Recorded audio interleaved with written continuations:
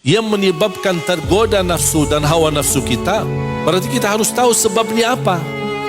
Kalau sebabnya terlalu panjang mata kita, melihat kanan kiri, suka terpengaruhi dengan gambar-gambar, berarti harus jaga pandangan, jaga mata. Kalau sekali pandangan boleh, sekali ya, Allah halalkan kalau sekali. Maksudnya sekali apa? Oh, astagfirullahaladzim. Kalau sudah melihat bukan halal kita, bukan hak kita, bukan muhrim kita, ini sudah lihat kan? Pikir astagfirullahaladzim, udah langsung.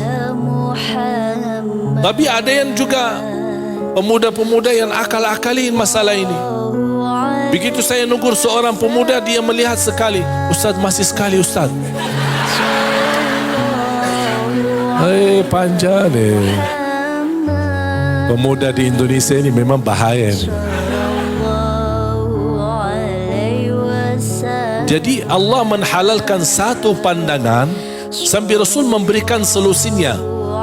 Rasul SAW bersabda, ketika kita melihat satu kali dan langsung segera beristighfar, Allah Subhanahu wa Ta'ala akan menggantikan dengan cahaya di hati.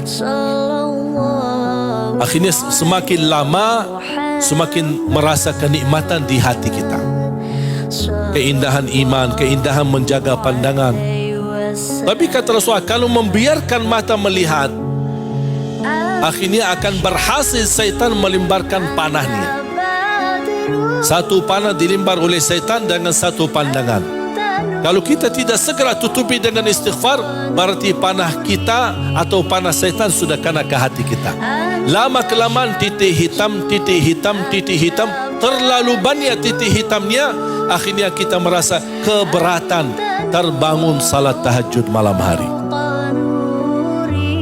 Ada seorang bertanya Al-Imam Al-Fudail bin Iyad, ada riwayat Imam Al-Hasan Al-Basri, aku dulu biasa suka tahajud, suka salat malam, tapi tiba-tiba kok merasa berat.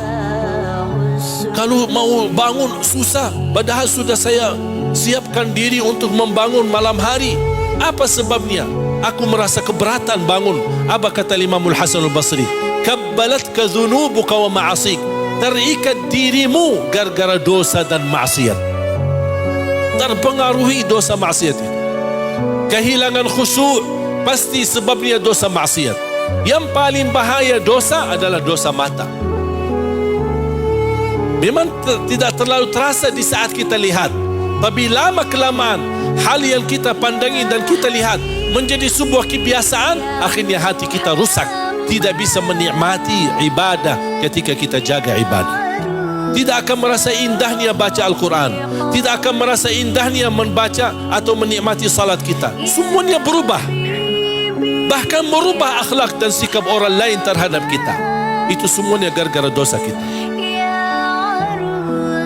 Sampai ada seorang ulama berkata, saya bisa tahu diri telah berlaku dosa maksiat kalau saya melihat sikap istriku dan anakku berubah terhadap diriku sendiri. Coba bayangkan, kalau dia pulang ke rumah melihat sikap istrinya berubah dari kebadannya, dia langsung bukan marah sama istrinya, justru dia marah sama dirinya sendiri. Dosa apa yang saya lakukan sampai sikap istrinya rubah? Bahkan ada seorang ulama, dia bisa menangis karena telat takbiratul ihram yang pertama. Dia langsung bertanya dirinya, dosa apa yang saya lakukan sampai berubah kebiasaan saya keberatan dan tidak bisa menemukan takbirah pertama bersama imam di masjid. Sedangkan mereka menjaga 40 tahun tidak pernah telat takbirah pertama di masjid bersama imam. Bayangkan jamaah sekalian, itu menunjukkan apa? Bahaya dosa